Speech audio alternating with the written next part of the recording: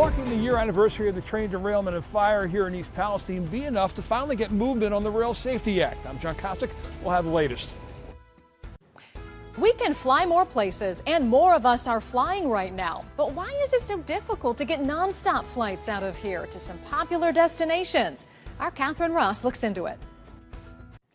We hit the ice with the Cleveland Monsters as Cameron Justice shows us how this hockey team has the highest attendance average in the league, and for good reason.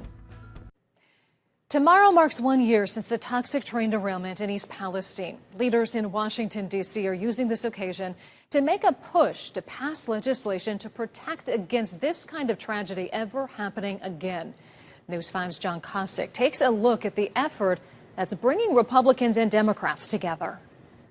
On this February afternoon, a sense of normalcy has returned to East Palestine. Bonnie Davis, though, has long-term concerns about health and short-term concerns about this happening again. Still, we've heard of derailments like in Latonia or Middletown or like other little places. It's just a real quick, oh, and there was a train derailment in this little town somewhere in Ohio. To put her at ease, she'd like to see Congress move on the Railway Safety Act, a bipartisan measure introduced last March by Ohio Senators Sherrod Brown and J.D. Vance that had great steam in the beginning but has stalled in recent months. Secretary of Transportation Pete Buttigieg telling me that's frustrating. It just makes no sense that we could be a year out and have Congress still sitting on its hands. Drawing attention to this renewed push is what brought Senator J.D. Vance to East Palestine on this day. With all 51 Democrats in the Senate expected to vote for railway safety, Vance needs 9 Republicans to join him to avoid a filibuster. Senate Majority Leader Chuck Schumer reportedly won't bring it to the floor for a vote without them. Vance telling me what he told Schumer. You'll have them. Look, John, I mean, you never know until you actually have the votes. I've received private assurances from Republican colleagues that we have the votes to pass the Rail Safety Act.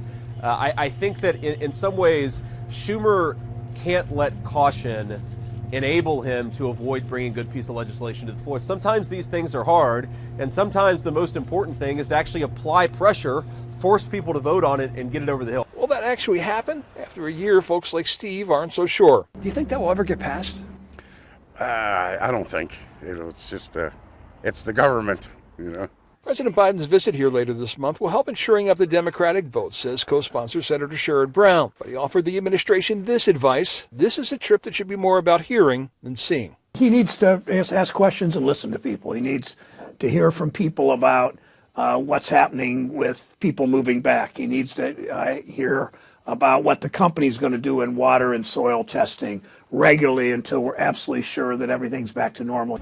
In East Palestine, John Kosick, News 5.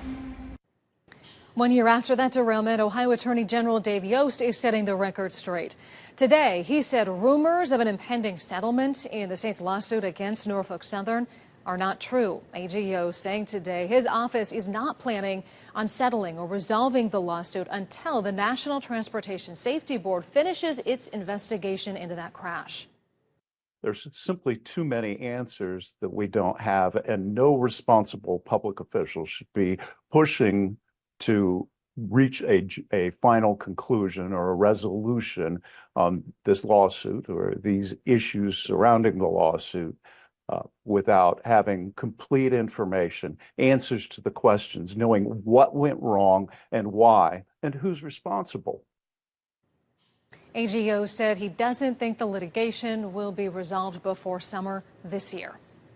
The train derailment in East Palestine caused so much uncertainty in that community, impacted so many lives. So coming up on News 5 at 5 o'clock, investigator Tara Morgan, who has covered this disaster and the fallout extensively, is back in East Palestine for the 1 year anniversary, examining the safety of the water there after controversy and concern over the cleanup of the toxic chemicals.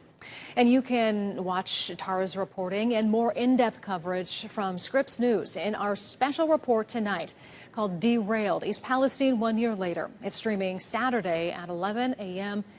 and 7 p.m. and Sunday at noon and 7:30 p.m. on Roku and Fire TV.